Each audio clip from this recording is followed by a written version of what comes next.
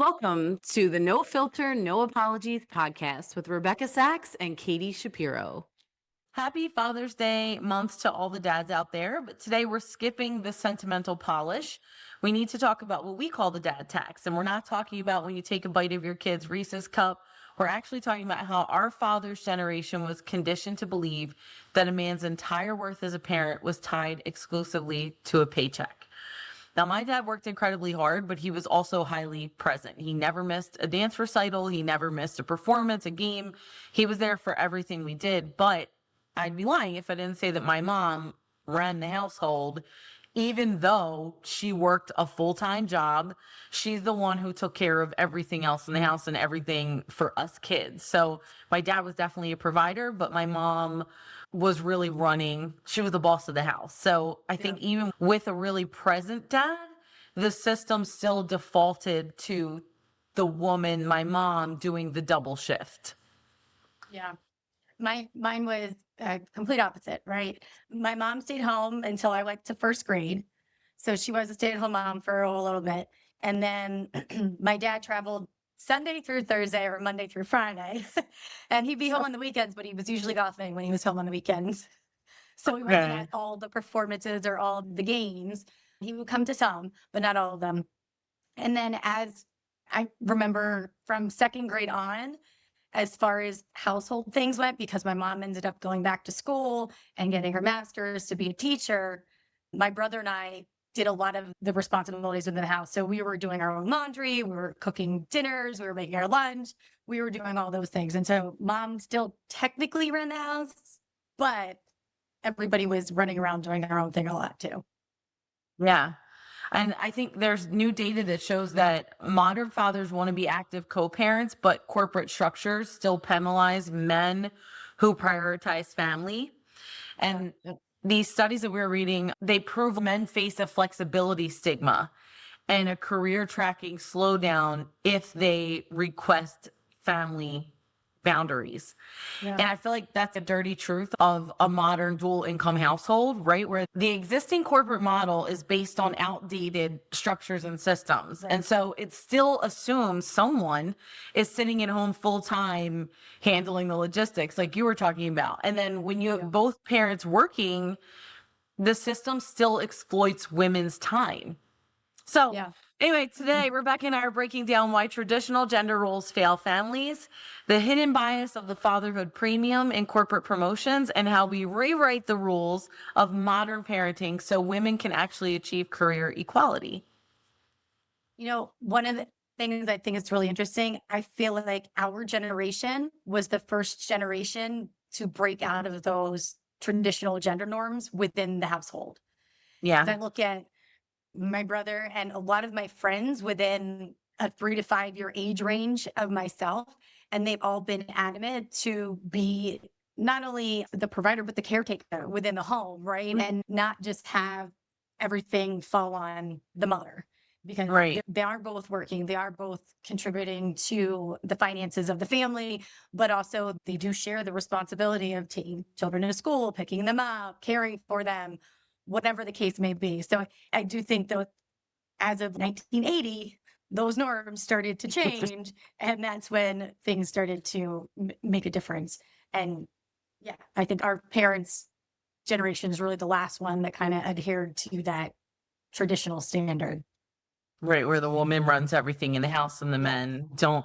And I see so many modern dads now who it's not just that society has forced them to change. They want to. They want to be present fathers. They want to be involved. They don't mind being the caretaker. They actually look forward to it. It's not a burden. And so I do see a lot of men stepping up for that, but that's another thing. Like the corporate construct doesn't just hurt women because it's out of date. It actually holds modern men back too right now because they experience a different kind of penalty. Yeah. It feels like the corporate structure is still operating on the 1950s infrastructure that doesn't take into account there's not a person at home managing all the background logistics.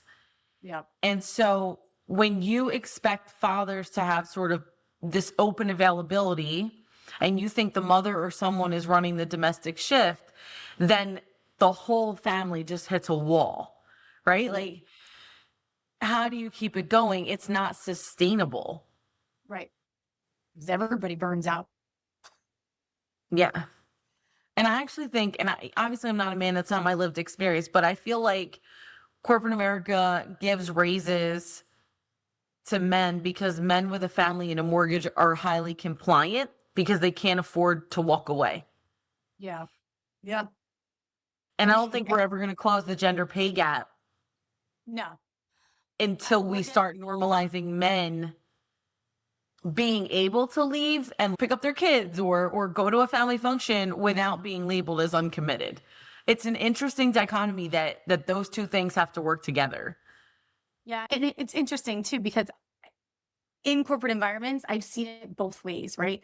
I've seen where the mother's the breadwinner and the father has stayed home, and then the father wants to get back into the workforce. And so there's some hesitation, and I've seen bias around that. But then I've also seen where the father is the breadwinner working. There is a stay-at-home mom, but then when the kid's sick, the father stays at home too.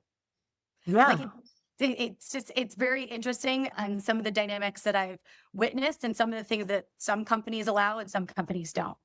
And there are more organizations that are providing parental leave than ever before, because I think they're starting to recognize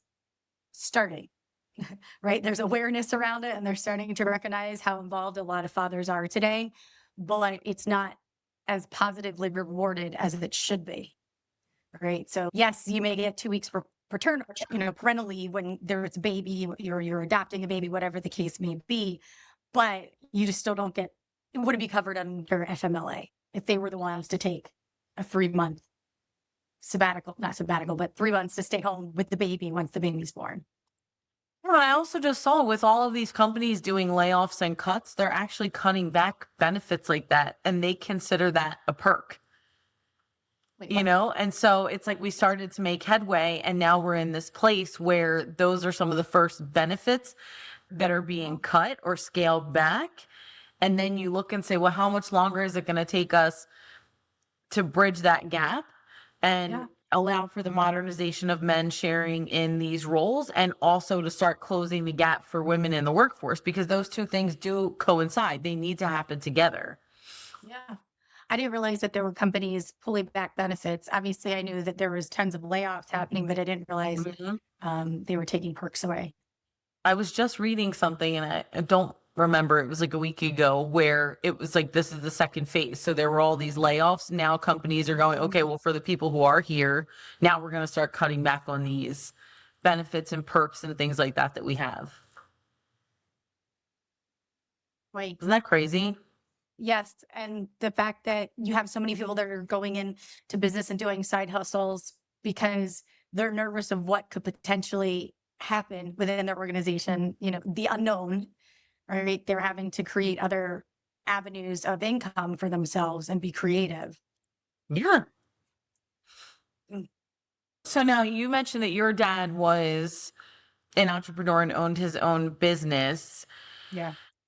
Was his business then his identity, or what happened when your dad retired, or did he connect his identity to his career and his business, and how did that affect being at home? So much like myself, my father has a very hard time sitting still. And so when he retired, he didn't fully retire. He still held on to a couple accounts that he had because he, one, didn't want to let the income stop, and two, he can't sit still. So he still had some business he was doing. Now that he's fully retired, and I want to say he's probably 6 years from fully, this is now full retirement of 6 years.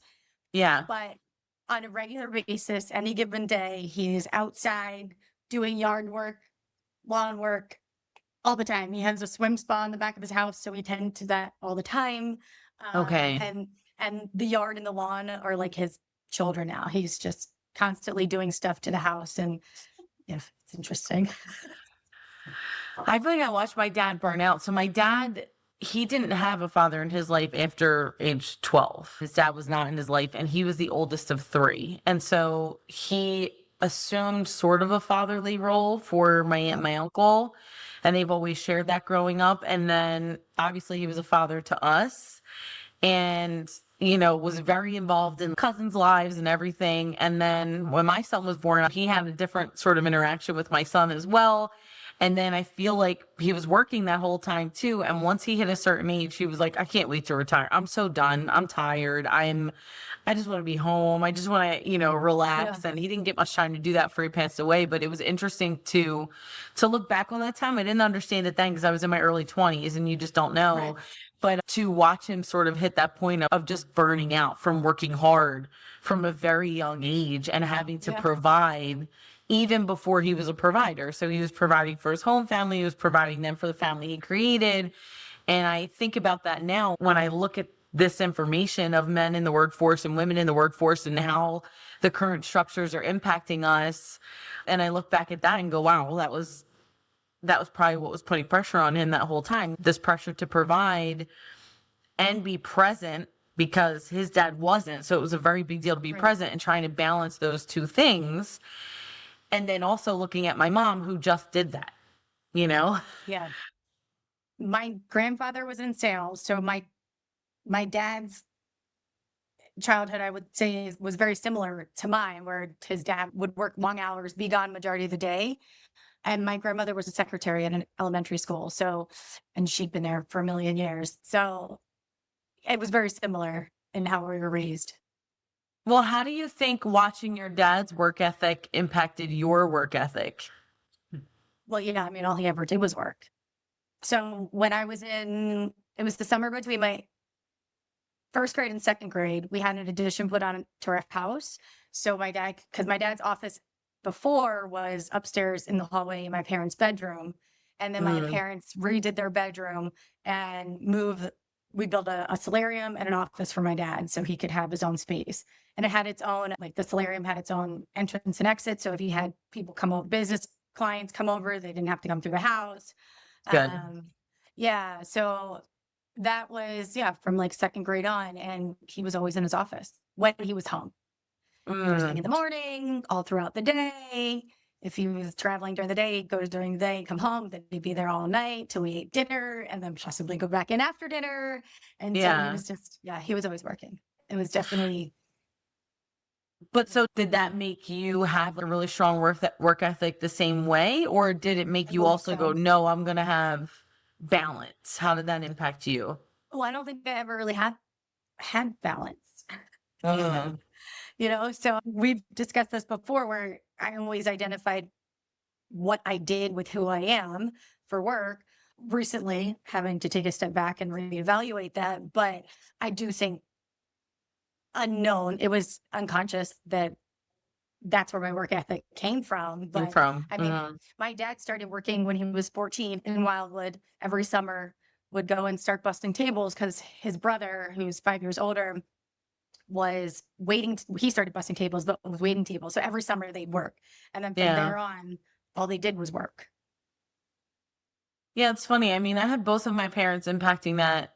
We worked since I had a paper out when I was 12 through that, but once I was legally able to work, I worked every single summer. Then I remember getting in a fight with my dad about wanting to have a job during the school year also. It was my senior year, and he didn't want me to work during the school year. He only wanted me to work in the summer so that I could focus on my grades and have a better life than he did. Yeah. I won that fight eventually. My mom had to intervene, but I did get my job. But I think watching my parents, my dad always working, instilling in us that you always have to have a job, you always have to be working, watching my mom work. But I mean, I watched my mom go through cancer treatments. She would get up in the morning and have radiation, go to work, teach a full day, come home and go to bed, and the next day do it again and never complain. And then you think about how that's impacted my work ethic was like, yeah, I always have to have a job. I always have to be working. When I'm sick, I don't take care of myself because I'm going into work and things like that. And so applying that same learned work ethic from both of my parents. But then as I became a mom on my own, I started to see the difference where I think when men have children and work, their companies see them as now more stable, more grounded, right? Yeah. They have more at stake. But when women have children at work, it becomes they're high risk. They're a Right. flight risk, they're distracted, they're not working. So there's also this double standard there too, I think, for men and women for the same Yeah. situation. And it's very interesting to watch, as you said, modern men today Hmm. who want that time and want to leave at 5 and want to be present and all of those things, but because they're operating in that corporate structure from the 1950s model, they're still seen as more stable because they have a Right. family to provide for and take care of, but they don't give that flexibility. And then we are still seen as high risk now. And you Yeah. and I have seen that in the talent acquisition world where it's like, oh no, she shared in the interview that she's about to get married, which means within 2 years she's going to pop out a baby and then I'm going to lose her anyway. And da-da-da. And I'm like, whoa, I was like, how do you even know she wants to have kids? Like, how did we get here? How did we get to this assumption about this woman's whole life story because she mentioned she's getting married? And it was this instant dial. And I saw it over and over and over again, but I never saw that same thing with men who would say, oh, he has a wedding coming up and then he'll be back on this date and I pre-approved that time. There was never anything else about it. No question about his work ethic, no question about the impact to his career. And so I do think that that's an interesting double standard that exists too. Yeah. It's funny because that was a positive within the leadership's mindset because they're like, oh, Yeah. settling down, he'll be more secure, to your point, more stable, whatever. Just, yeah, definite double standard. I think when you think about it, it's cyclical, right? So you've got corporations operating in this 1950s standard, which forces women today into a double workload, right? You've got your professional workload, and then you go home and you have the workload of the home.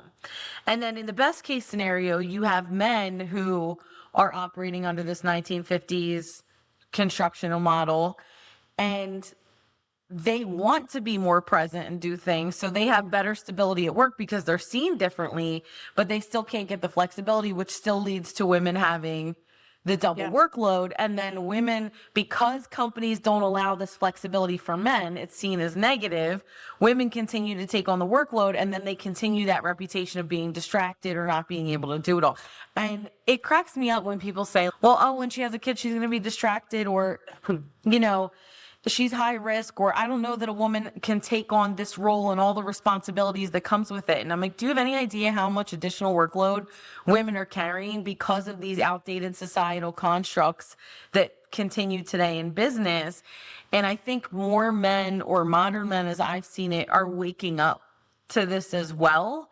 Yeah. And they're speaking out, which I love, but also recognizing that this system doesn't really benefit you either. It doesn't benefit your relationship at home. It doesn't benefit your children. It only partially benefits your career, depending on how you define your career. Because if you're the kind of man who is like, I am the provider and I want my partner to stay at home and raise the kids and I want to give that life to them, and your partner's okay with that, then great, this construct isn't going to affect you anymore. But the large majority of families and couples today are not operating in that, and it doesn't work, and it's unsustainable, I guess is what I should say, before it breaks, because modern women and modern men are now starting to push equally back onto this construct of business. Yeah, because a lot of it is true partnership, right? And so instead of it just being the man's providing and the woman's taking care of the home life, it is both are providing. And so they're both supporting from a financial aspect, and then they both take on more responsibilities of the household overall. And it's not just the pressures of the work that now impact the man. It's the pressures of the work and the house life, and the same thing for the women, which it's always been. But I think that nobody realizes or recognizes or wants to recognize it within the corporate environment, right? They want to continue to be ignorant. Ignorance is bliss. But like, at what point does it change? And I don't know if it changes as leadership changes, or if it's just continuing to bring the awareness and the conversations to the table. Yeah. I think it's both, right? Because if you wait for businesses and corporations to make big change, even if they wanted to, even companies with the best intentions, it's turning a cruise ship, right? It's a very slow turn. So if people beneath that continue to just go along with that turn, it's going to go slower, even slower because it's expensive also, et cetera. But Yeah. if it's pushed, if the top starts turning the ship and the people at the bottom, meaning the workers, men and women equally, start pushing for change or not staying with companies who aren't adjusting to the times or don't create that kind of culture, you almost force a faster turn. Because if the companies don't make these adjustments faster, they're going to have high turnover. It's a bigger, costly experience for them as a business. And I think that's what needs to happen. It's what's starting to happen is that men and women need to both push back on these constructs that are outdated from the bottom up and not be complacent or compliant and start really pushing and moving and making their career moves to satisfy their families and not sort of staying hopeful and patient and being like, well, if I work hard enough, the company will come around. They might, but it's going to take a very long time. And the company's going to outlive us, probably, Yeah. So I would like to see the change come from both angles because I think that's what will help us make the fastest turn. And in the event that the company isn't turning at all, the only way is for men and women working alike to force it to turn, Right. I think sometimes for us as women, I can only speak for me. We're trying to work hard and at this extreme level to grow and be fast paced and do all the extra work and take on the stretch projects because we're ambitious. Right. And then we're trying to do the same thing at home. And it's impossible. And now that women are in the workforce and we're performing the way we are, there's an expectation that we perform the way we do in business, and there's no understanding of what's going on at home. And then, like I said, going back to that vicious cycle with men too, is if you don't start freeing men up and making it acceptable for them to be at home, leave, take paternity time, etc., then you start to make it impossible for the circle to meet and to share that weight. Yeah, for sure. So we talked about leadership. What would be your recommendation to leaders right now? My recommendation always is if your person's performing and attaining their goals, then the flexibility comes naturally, right? There shouldn't be any hesitation or concern about letting your people work when they need to work and not work when they don't need to work, right? And so being able to meet the needs of their family as well as their job, if they are, again, if they're performing and exceeding expectations, so what if they want to go see their kid in their recital or go to a game or whatever the case may be? It's when they're not doing their job is when the problems come, right? But I think as a leader, if your person's performing and doing their job, then let them have the flexibility. I think that's the biggest thing because there's trust there. You know they're going to get the job done and they're going to be willing to do more for you at the end of the day anyway. So that's a good one. It makes me think I would tell leaders to stop rewarding performative presence. And what I mean by that is we all know that person who the minute an executive calls, they pick up. It doesn't matter if it's 10 o'clock at night, 4 o'clock in the morning, they're going to pick up. And so they're seen as, oh, they work hard. They're always available. They never, and then behind the scenes, they're not doing anything. They're not getting any of the work done. It's performative. But because you have this bias of, oh, if you have this constant availability and you don't have boundaries and you must be working hard, that's not true. There are plenty of people who get a ton of work done in the 8 to 10 hours that you have them, and then they're shutting off. And then these other people who are picking up their phone all the time, what are they doing? Can they actually show work? Yeah. And so I think my message to leaders will be stop rewarding that. And to your point, look at the actual results of the person. Is there somebody who's picking up the phone, but they only yield 75% of the results of the person who has boundaries, and that person's giving you 100? And I also think that praising overwork rewards inefficiency. And you have to play the long game with your employees and recognize that doing that will burn them out. Yeah. I would say most people have seen people burn out because they want to be the first in the office and the first to get in the office and then the last to leave, right? Just to show that they're working all these crazy hours, but most likely they're not doing things efficiently or effectively. and they're not working smarter, they're working harder. And so instead of working smarter to get the results quicker, faster, more efficiently, they're taking the long route just to be there the longest throughout the day. The days of working 16-hour days just to work 16-hour days and be the top person are gone. That's not it anymore. I think it's a visibility trap, right? It's I want to be visible. I want my leaders to see that I'm here, that I'm around, that I'm dedicated, but not realizing that presence without actual results is just presence. And that shows up in one of two ways. Either your performance will reflect it and go, yeah, you're here 16 hours. I always see you, but your results aren't showing it. Or your results do show it. And then you go, I am basically killing myself working like this. I'm leaving. I'm going to leave. Or you end up with, God forbid, a health emergency, as we've seen so many people have, things like that. So I guess what I would say in this episode to close us out is that the best way to honor our fathers, and I think our mothers too, is to dismantle the system that tries to steal their presence and to really push back on that in a healthy way and go from there. Follow us on all your socials, NFNA Podcast. Until next time.